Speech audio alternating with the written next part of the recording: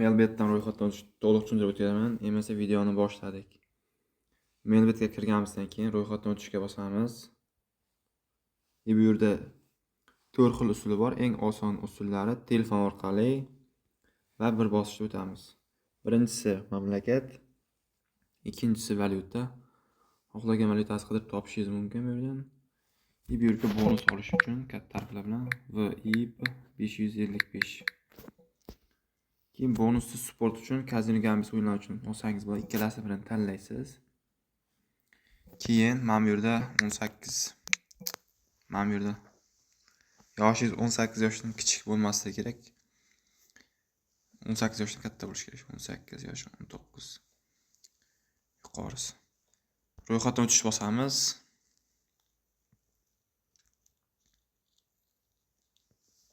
Bu yerdan kapchadan o'tishimiz kerak. Bu yerda mototsiklda tanlab tasdiqlaymiz. Bu kapcha unchalik to'g'ri belgilanmay, o'shaning uchun mana bu yerdan ikkinchi kapchani topish kerak. O'tkazib.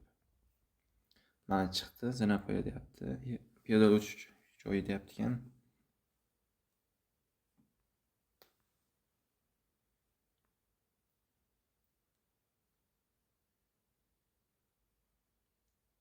Mana tugadi, tasdiqlash bosamiz. Xatolik bo'ldi, yana avtobus deyapti.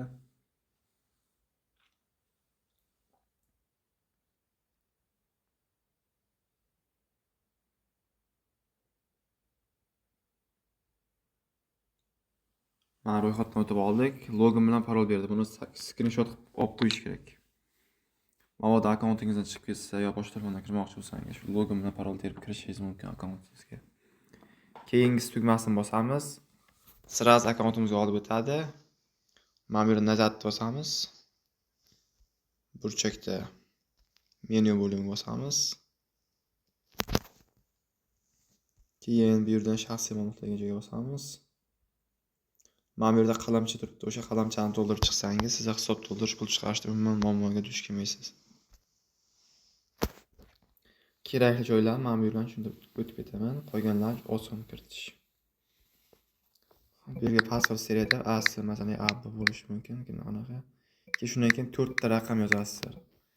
Hujjat raqami 14 ta raqam bo'ladi. Kimlar ham bilmasa, yashil pasport bo'lsa esa oxiridan 2 ta so'm tashlaysizlardan 14 ta raqam yozasizlar. Agar buni bilmasangizlar, pasport seriyani yozib qo'ysangiz ham bo'ladi bu joyga. Agar yangi pasport bo'lsa, bu tomonida 14 ta raqam yozib qo'yilgan, o'shani kiritasizlar. Berilgan sanasini ham topib, pasportda yozib qo'yilgan, uni ham topasizlar, kiritasiz. Kim tomonidan berilgan deyapti, masalan,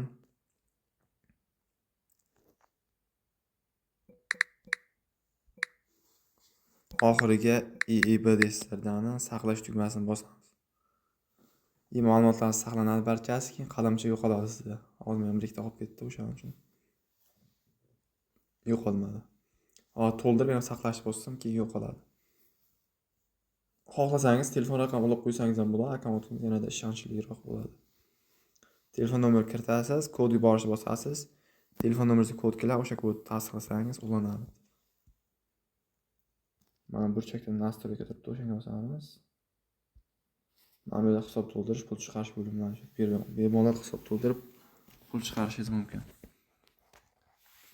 Telegram kanalimiz manzili video ostida va kommentariyada yozib qoldiraman. Programmasini topishingiz mumkin.